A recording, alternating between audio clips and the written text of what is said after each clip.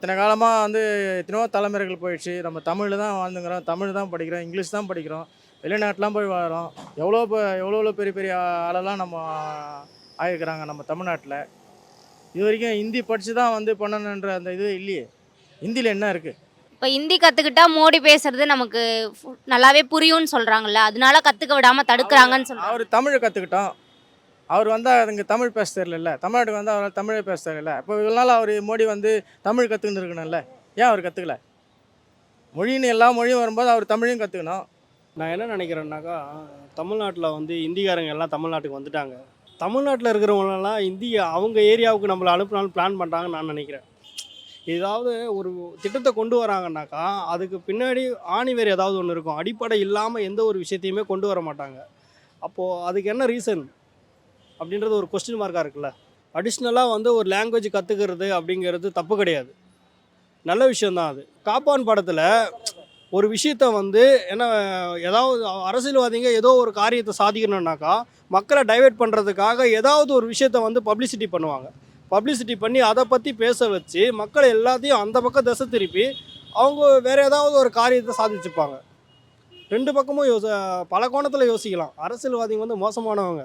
தமிழ்நாட்டில் 3 மொழி கொள்கை அப்படிங்கிறது எப்படி நம்ம பார்க்கணும் அப்படின்னா, மக்களை நம்ம மத்திய அரசு சொல்கிறது என்ன அப்படின்னா, 3 மொழி கொள்கை ஹிந்தி தான் படிக்கணும்னு சொல்லலாம். 3வது மொழியாக நம்ம எதை வேணுமா தேர்ந்தெடுத்து படிக்கலாம்.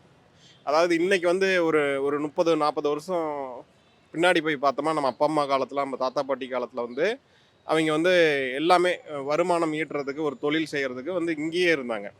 இன்றைக்கி நம்ம டெக்னாலஜி வளர்ந்துட்டு இருக்குது. காம்படிஷன் அதிகமாக இருக்கிறதுனால யங்ஸ்டர்ஸுக்கு நிறையா ஸ்கில்ஸ் டெவலப் பண்ணக்கூடிய சூழ்நிலையில் நம்ம இருக்கிறோம். இப்போ பார்த்தீங்களா, டெக்னாலஜி வைஸ் பார்த்தீங்களா, டேட்டா சயின்ஸ் சொல்கிறோம், ஏஐ டெக்னாலஜின்னு சொல்கிறோம், என்னென்னமோ வந்துட்டு இருக்குது. அது மாதிரி மொழி ரீதியாகவும் நம்ம பிற விஷயங்களை கற்றுக்கணும் அப்படின்னா நம்ம 3வது மொழி ஒன்று நம்ம தேர்ந்தெடுக்கிறது தப்பே கிடையாது. அது ஹிந்தி தான் அப்படின்னு சொல்லி நாம் இங்கே பிரச்சாரம் பண்ண தேவையில்லை. 3வது மொழி விருப்ப மொழியாக எதமானும் தேர்ந்தெடுக்கலாம். ஹிந்தி இங்கே திணிக்கப்படலை அப்படிங்கிறத நம்ம மக்கள்கிட்ட நீங்கள் கொண்டு போய் சேர்க்கணும். கண்டிப்பாக வேண்டாம். இன்ட்ரெஸ்ட் இருக்கவங்க கற்றுக்கலாம். கட்டாயம் அப்படிங்கிறது எதுவுமே கிடையாது. இன்ட்ரெஸ்ட் இருக்கவங்க கற்றுக்கலாம். ஹிந்தி திணிக்கிறத ஏற்றுக்கொள்ள முடியாது.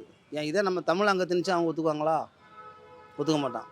அதே மாதிரி திணிக்க முடியாது. ஆனால் பேசலாம், கற்றுக்கலாம். அதாவது அவங்க பேசும்போது இப்போ சுத்தமாக இப்போ ஹிந்திக்காரங்க நம்ம ஊரில் வந்திருக்காங்கனாக்கா அவங்கள்ட்ட ஒரு 2 வார்த்தை பேசுகிற அளவுக்கு உள்ள கெப்பாசிட்டி இருந்தால் போதும். அதனால் இந்தியாவில் உள்ளவங்களுக்கு எல்லாருக்கும் ஹிந்தி அங்கங்கே கொஞ்சம் ஒரு பாஷை தேவைப்படுது, இல்லைன்னு சொல்ல. ஆனாலும் அந்த மொழியை கொண்டாந்து இதில் ஜாயின் பண்ண முடியாது. அதுக்கு அனுமதிக்க முடியாது.